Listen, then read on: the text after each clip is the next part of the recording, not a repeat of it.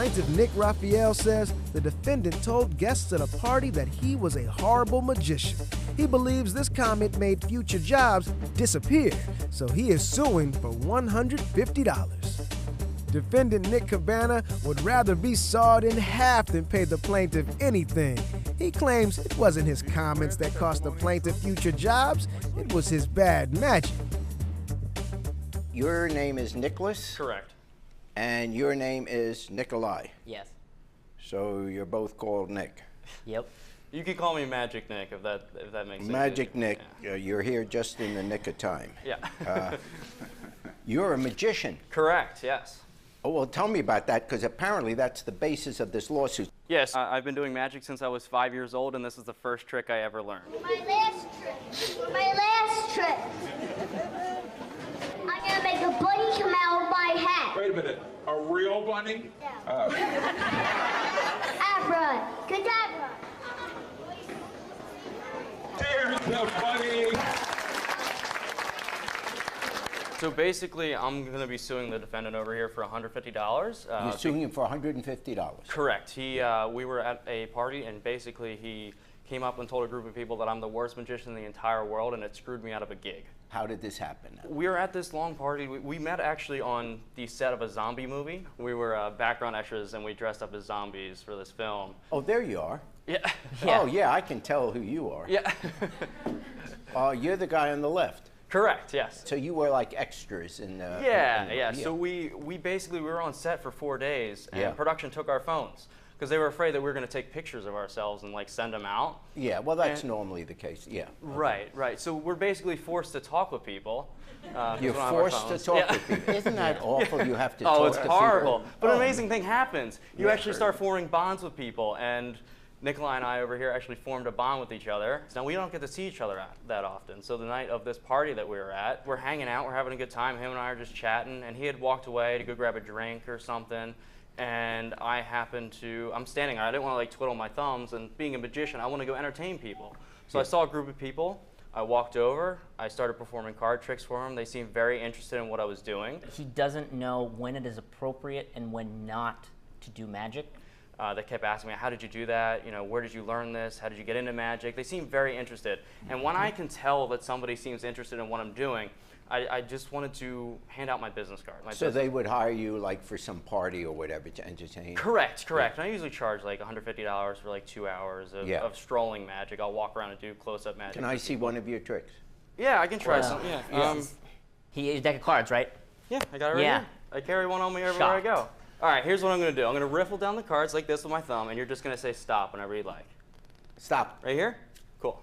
Remember this card? Lock it into your brain. I don't want to know what it is. Cool. Here we go. All right, so do you know how to snap your fingers, Jerry? Perfect. Every time you snap your fingers, your card jumps straight to the top of the deck. The 9 of clubs. So that's pretty cool, right? Yeah. This is it, right? This is the card, 9 of clubs? No. See, he's not that good. Are you serious? No, it was a king of diamonds. Oh. Well, you know what? This is like really weird. Thankfully, I carry, let's see, this is actually the magician's insurance policy. Yeah. So it covers failures. And this was a complete failure right here, right? Let's see. This is all the legal stuff I'm not really interested in. There. So let's see. See. Oh, there it is. King of diamonds. Look at that. Oh, thank you. Thank you very much. That was very good. Thank you. I'm going to give you a chance. Okay, so what happened then? Yeah. So you were starting to do tricks. Right, so we're at this party, we start doing tricks, and right towards the end, I wanted to hand out my business card to this group of people because I was thinking they seem very interested in what I'm doing. So I go to pull out my business card, and I start to hand it over, and he starts coming back. He was like staggering over like a zombie. No. With a drink in his hand. That's not how it happened. Let me finish. No. Okay. Okay. So he comes over. I'm about to hand over my business card. I thought I had this in the bag. Like I was like, oh, they're gonna hire me. This is gonna be great. So he comes over and he's like, he's the worst magician in the world. Don't hire him. And I looked down. I was like, what the hell are you doing? Like, what? Why are you saying that? And these people literally turned around and just like walked away and didn't even acknowledge me after that. For all I know, I was their saving grace to get out of a situation that they didn't want to be in to start with. You feel this was lost business? I could be suing him for thousands of dollars, but I'm not. Because if I would have got that one gig, I'd go to the gig. I can hand out more business cards. Let me hear your defense. So first off, I don't owe him a thing because there was no actual proof that they were going to hire him. Now, granted, we were at a party and there were alcohol and people tend to, when they are drinking, be amazed at things. Now, not to say that they weren't actually amazed with his card tricks, but from my experience, people tend to say whatever they can to get out of a situation and go back to having fun.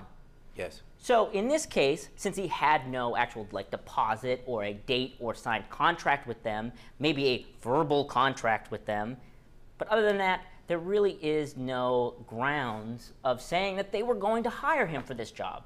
Every time we hang out, because I have to travel so far, I'm excited to see my friends. Yes. So every time I go, I travel my 2 hours, I'm excited to see Nick, and he turns it into a business venture. Every time. That's not true. Eventually... Nope, that's not true. How often do you see him? We don't get to see each other a whole lot. Every few months. And if it was an isolated incident, sure, I would be a very supportive friend and say, yes, you should hire him and all this kind of stuff. But because it keeps happening over and over, yes, I got frustrated and I went over jokingly and I said to them, oh, don't hire him, you know, he's not a great magician. And yeah, it turned them away. All right, here's what I see. When you're a performer of any kind, singer, dancer, you're in movies and plays, a magician. When you're a performer, you put yourself out there. Of course. That's what we do. Yes. And because you put yourself out there, you put yourself out there because you'd like a positive response from the audience. Correct. But once you put yourself out there, there is no guarantee what that response is going to be. I know this is hard to believe, but there were actually people that didn't like my other show. So whatever his motivation was, he, in a casual situation, is giving his opinion. He slandered me. I've been doing this. This is my passion. I've been doing this since I was 5 years old. This is like what I love. I got into magic when I was 5 years old, and what he said was his opinion. People are entitled to their opinion. All he did, he said, "You're not very good at what you do," or "You're the worst ever," or whatever. That's interrupting. Under the law, he can't be fined. He can't, be found guilty of having an opinion which he stated at a social gathering. I think you're a good magician. Appreciate it. And probably there are going to be more people that see this than were at the party. So you're going to benefit in any event. But on this lawsuit, case dismissed. Thank you. For one, I'm glad this is over with, and Judge Jerry sided with me because this was absolutely a ridiculous case to be brought into a courtroom. I really do think that we can get past this, and there'll be brighter futures ahead. Inside, I have a cherry right here, or a red ball. I'll put the lid back on, and all I have to do is snap my fingers, and just like that, the cherry is gone. How did that happen? Plaintiff Diane Brady says she was stopped at a red light when, boom, the defendant hit her. She was trying to work with him without getting the authorities involved, but he ghosted her. She is suing for $650. Defendant Teddy Odame admits that he hit the plaintiff's car, but denies causing any damage. He says he owes nothing. Please raise your right hand. Do you swear the testimony you're about to give is the truth, the whole truth, and nothing but the truth? Yes. Thank you. The Honorable Judge Jerry Springer now presiding. Diane, you are suing Teddy for hitting your car. Yes. Okay, go ahead. Thank you. I want to first start out with, and I'll go right into the story. Okay. We walk in here, I see he walks in with a smirk on his face. This is no laughing matter, Judge. It's not. Okay, this is serious stuff. Yeah, this got nothing to do with you, though. Okay. What happened is I was driving down Broad Street. In what town is this? This is in Newark, New Jersey. Newark, okay. And I'm sitting at the stoplight and I hear boom into my car. Yes. Get out the car, because I'm startled. I'm like, what just happened? Teddy gets out and I start yelling at him, like, what are you doing? What are you thinking about? He has the music playing.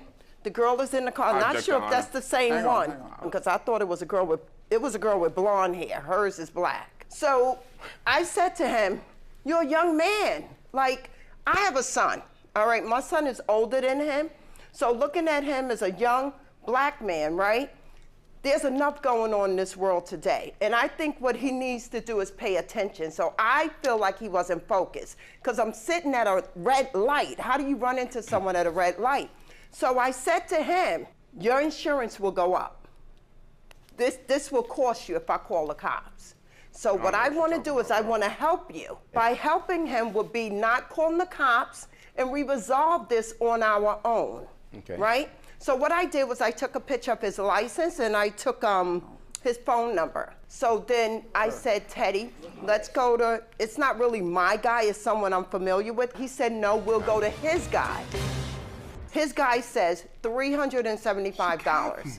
And we're like, $375? I said, okay, Teddy, let's go to my guy. My guy says $450. I'm like, $450? So I said, can you do better than that? He says, $250. I said, great. As a matter of fact, it was at the $250. I said, you know what, since you're being responsible, give me $2 and I'll pay the $50. Remember, he's a child. I wasn't responsible for no accident. So you asked him to give you $200. He stopped taking my calls. If you got an estimate for $250 and you got an estimate for $375, then why are you suing him for $650? She kept on increasing the price. The only reason I was texting her, she kept on increasing the price. It went from $200 to $350 to $400 to, like, what? If we go according to his company, it was $565. Not my company. What company? It is not my insurance. I got it in emails. I don't drive a Toyota Camry. My car I have is it in gray. emails. I don't drive no Stop blue it. car. Because they even said his mother was upset about this whole thing. Because Did you get the car fixed? Because I ain't caused no accident. No, not yet. Not yet. Oh, No, not yet. Because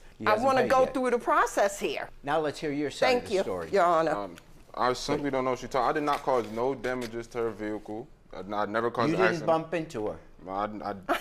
Object. I don't recall. No, you're under oath. Be careful. I This know is how I'm you under get in oath. trouble. I'm just saying I didn't cause no damages to her vehicle. I'm not. That's a separate question. I solely did not cause no damage to her Just tell vehicle. me the truth. What are you saying? The day we got into the accident, we did go to Six Flags. However, we got into a very minor accident. Okay, so he did. Okay, so this is important. But it was very, very minor. I even took a picture of the accident, and as you can see, it was no damages done to her car at all. You were with him when he was driving? Yes, I do not have no blonde hair. Okay, so you were in the car when he bumped into that. I'm not talking about how much damage. Right now, I'm talking about whether, in fact, you were in the car with him when his car, while he was driving, he bumped into her car. Yeah, and as you can see, okay, it's nothing so see, don't come up here and tell me something when your own witness is saying you're not telling the truth. I decided I didn't cause the damages. I solely did not cause no damages to her car. And he does not drive Okay, car. now we can talk about that. You're saying it wasn't much damage. Yeah, it wasn't no damage at all. He was actually very respectful at the scene. He got out the car instantly, talked to her, offered her his insurance, and she didn't take it. She didn't even call like the cops or anything. No. If the situation wasn't that serious, then why would you not call the cops? And he gave her money at the time, but that was all we had at the time. What? And that's it. What did he give her? I believe it was like $50. Well, do we have any evidence of that? 50? Nah, it was physical. No. Okay. I can't. Yeah, it was done in cash. Objection, Your Honor, please. My nerves. This is so bad. Oh, can I? Like even. That wasn't even the girl. She didn't take a picture of her vehicle that day. How you get in an accident and you don't take a picture of your vehicle the same day? Can you show me the wait. She didn't take a picture. I asked her for a picture that same day. She didn't take a picture until weeks. I was the only one responsible enough to take a picture. That's the only picture, Jerry. Judge Jerry, that's the only picture. I understand that's the picture. If we determine that you bumped into her car, which would make you liable, but the fair question is how much damage was there really? It's not like she backed up the car and banged into you. Okay, this happens. She was over the intersection. She even mentions that you did, so I'm not disputing that anymore. You bumped into her car. Now all I want to find out is what the damage was. Your Honor, may I say something, please? I have the text messages here to prove it, what him and I going back and forth. He never gave me any money. Well, number one, I don't think that's the same girl. This is the same girl. This is the same girl. I'm not, when he says he gave you money, there's no evidence of that, so that's not a factor in the case. Now, you have now asked me to look at particular text messages. Read the text you're talking about. Just left you a message. If I do not hear back from you by today, I will file a police report. You make the call. You have a probationary license. A police report is not what you need. And then he wrote, he said, hello, sorry, ain't Okay, your let's call. not. All right. All right. Stick to the issues. All right. Go ahead. Ain't see your call. Thought you was going to contact me yesterday. Can you take a picture of the damages so I can show it to my body shop, please? She never took a picture. Never took a picture. Can I see some Okay. pictures? What this shows is merely that you are responding to what she's saying in the text, and there is no reason you would continue with this conversation if you hadn't hit her, if you didn't think there was some damage. Jerry, these messages was almost a month later, weeks later. I don't care when it Not came. the day of. These messages was weeks later. Like, I get this random message, like, You I was notice trying the to be date nice. on the text messages? The accident happened, I believe, on the 6th. Yeah, on the 6th? Right? Yes. And these text messages are on the 7th. That's So the don't next say day. it's a month later, it's a you day later. She prolonged Stop it. She lying waited to me. weeks. You lied about hitting her in asked the her, first she waited place. weeks. The date on the text is a day after the accident. That's not the day we went to for a payment or anything. I'm not asking that. I'm saying the day of her text. You said she didn't contact you until a month later. I'm saying she didn't ask for a payment until a month later. Like, Judge, I do apologize. I don't want to give you high blood pressure. I don't. But I'm weak in the knees from all this, because this is just... Okay. So you never took a picture of my car, your car, and you saying it's an accident that caused all these damages. If there was no damage, if there was no hitting of the other car, if there was that, who would go to see a mechanic? Now, I see that we've had a bunch of different estimates, including the final one from the mechanic, which was up at $550. And so I am going to take the middle estimate. I find in favor of the plaintiff for $375. Thank you, Judge. We really do have people out here that sometimes is money hungry, but it is what it is. I'm not money hungry, and that wasn't even the same girl, so they both just made up stuff, and I gave them money. Like, really? They're children in La La Land.